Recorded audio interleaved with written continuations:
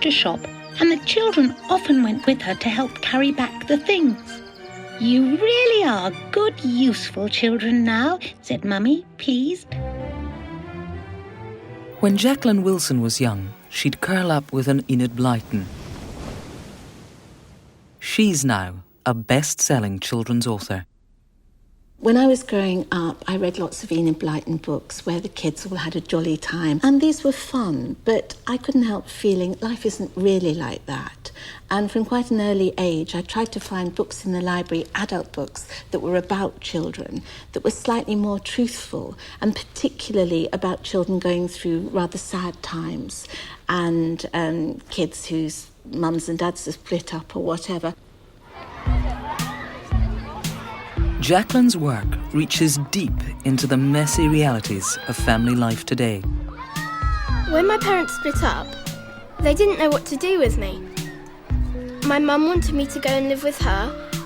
My dad wanted me to go and live with him. I didn't want to go and live at my mum's new place or my dad's new place. There were all these arguments about who would get custody of me.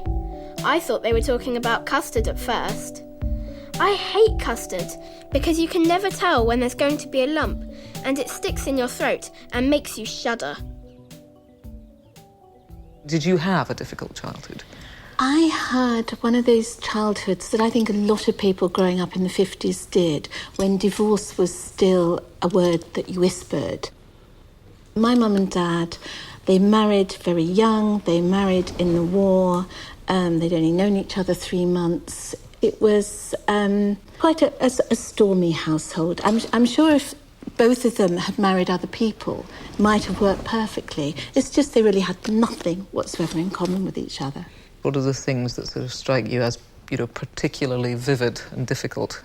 I tended to get very anxious at the times when families are meant to be happy. I remember one classic Christmas when my father was carving the turkey and he was really, really angry, and he actually seized the turkey and threw it across the kitchen. So this was not a calm, peaceful, happy Christmas. No. Wonderful material for a potential writer. What do you hear in the modern family? I think family life in many ways has improved, but there's a lack of security too, in that there now is a feeling amongst children that there is a possibility that their mums and dads might split up. And although it would seem that I'm almost adding to this worry, I do try very hard indeed to be reassuring.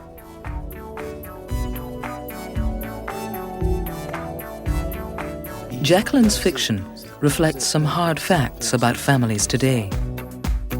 Over a third of children in England and Wales are not being brought up by their married parents. Yet the end of one relationship doesn't necessarily mean the end of a family life. These days, at least 10% of all British children are part of a step family. I'm a stepmum of 2, as well as having 2 kids of my own. And it can be tricky sometimes, keeping the show on the road. A term that's increasingly used for these complex family structures that we're creating now is a blended family. But it's very clear that these families are far from smooth, and for the children, often the situation is very difficult to swallow.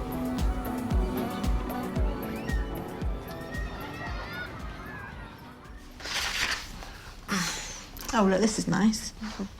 That's my favourite, that one. Teresa King and Clive Murray met in 2003 and married 5 years later. Each of them already had 3 children.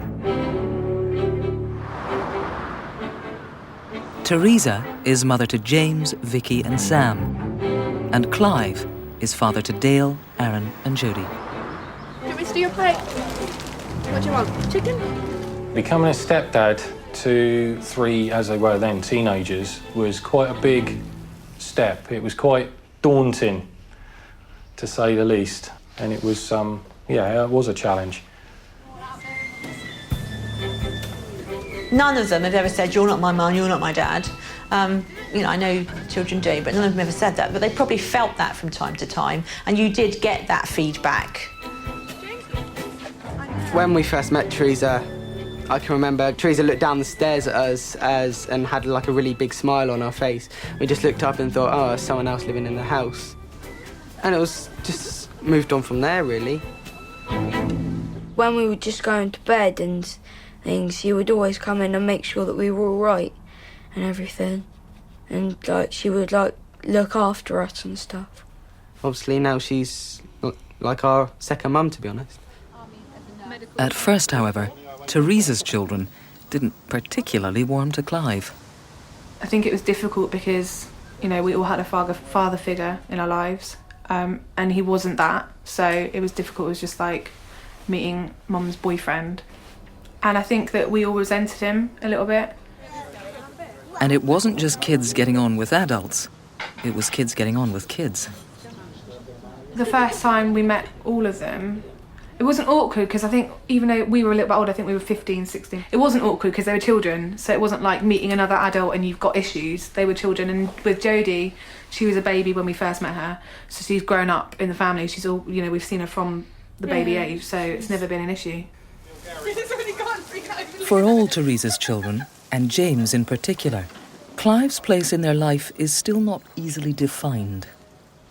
I'd say that Clive now was a very, very good friend of mine, and that he's married to my mum. So in a way, I love him because my mum loves him, and he's great in every way in terms of a house and how a father should be. But I have a father, so there's no offence, but I already have a dad, and I wouldn't want anything else.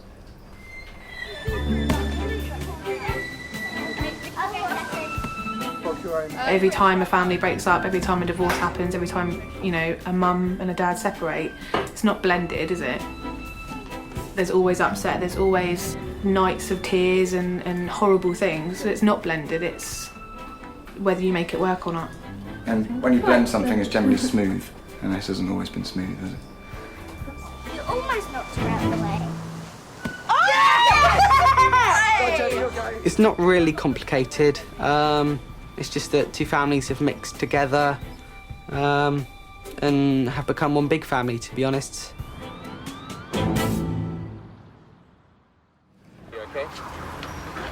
In the late 1990s, the new Labour government prepared to go where no government had gone before.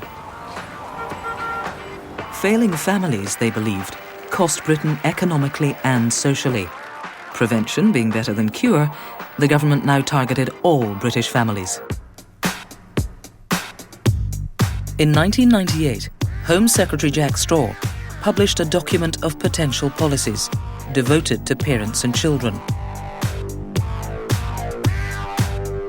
It was called Supporting Families. We want to see families better supported. It's not about being judgmental, it's not about telling people how to live their lives. Supporting families had very grand ambitions, but it had very orthodox views when it came to the subject of marriage. Let me give you a little flavour of just how concrete the views were. Marriage is still the surest foundation, it said, for raising children. But 10 years later, the government had changed its tune. In 2008, a Cabinet Office document had this to say. We see an increasing range of family structures to the extent that there is arguably no